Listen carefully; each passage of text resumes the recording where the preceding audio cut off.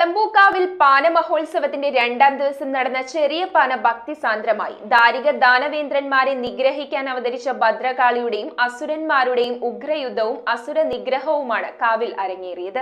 കളമ്പൂക്കാവ് ദേവീക്ഷേത്രത്തിൽ നടക്കുന്ന പാന മഹോത്സവത്തിന്റെ രണ്ടാം ദിവസമായ വെള്ളിയാഴ്ച ചെറിയ പാന നടന്നു. ദാരിക ദാനവേന്ദ്രന്മാരെ നിഗ്രഹിക്കാൻ അവതരിച്ച ഭദ്രകാളിയുടെയും അസുരന്മാരുടെയും ഉഗ്രയുദ്ധവും അസുര നിഗ്രഹവുമാണ് പാന എന്ന പേരിൽ കാവിൽ അരങ്ങേറുന്നത്.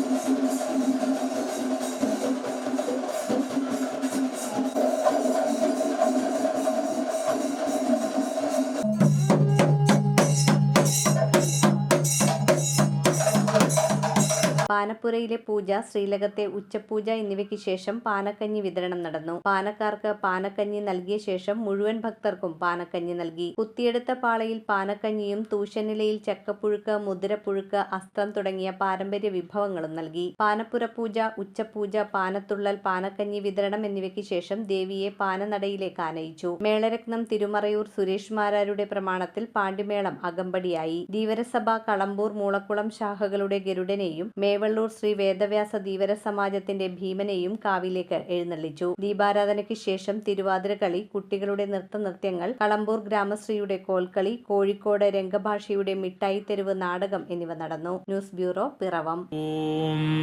നമോ ഭഗവതേ വാസുദേവായ ധന്വന്തരയേ അമൃതകലശഹസ്തായ സർവാമയ വിനാശനായ ത്രൈലോക്യനാഥായ മഹാവിഷ്ണവേ നമഃ.